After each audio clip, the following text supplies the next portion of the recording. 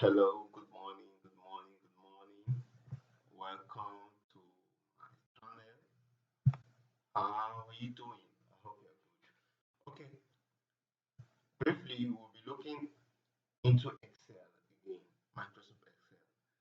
Today, we'll be looking in part one of the video, we'll be looking at the function group to group by, or rather, prefer to call it sub function, sorry, subtotal.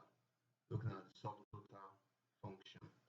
So in the subtotal function, we have a worksheet already with a dummy data.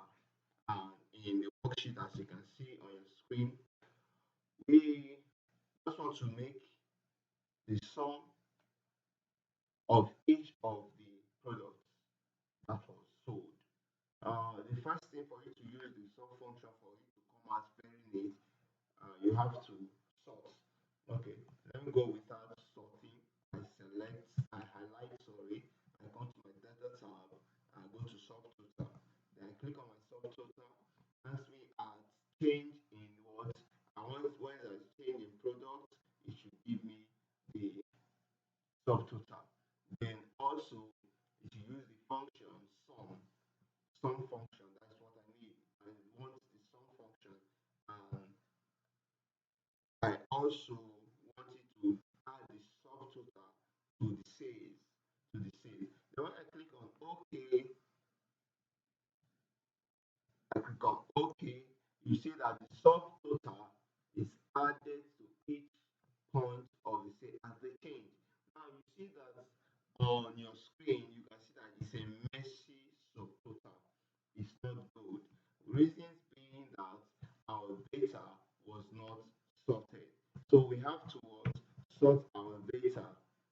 After sorting your data, then you do what?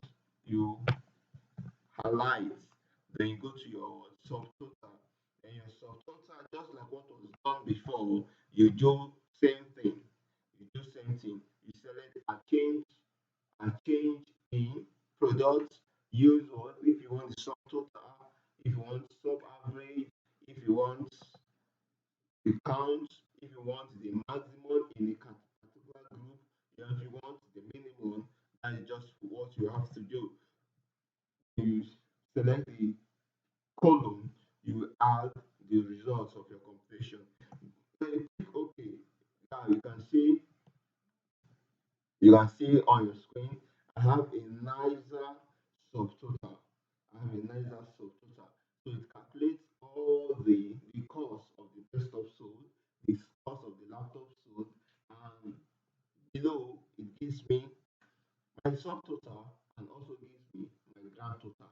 This is just one of the ways we can make use of subtotal.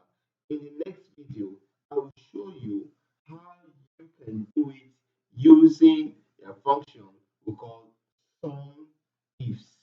Sum ifs function. I'll show you how you can do that. Please see you in the next video. Have a nice day.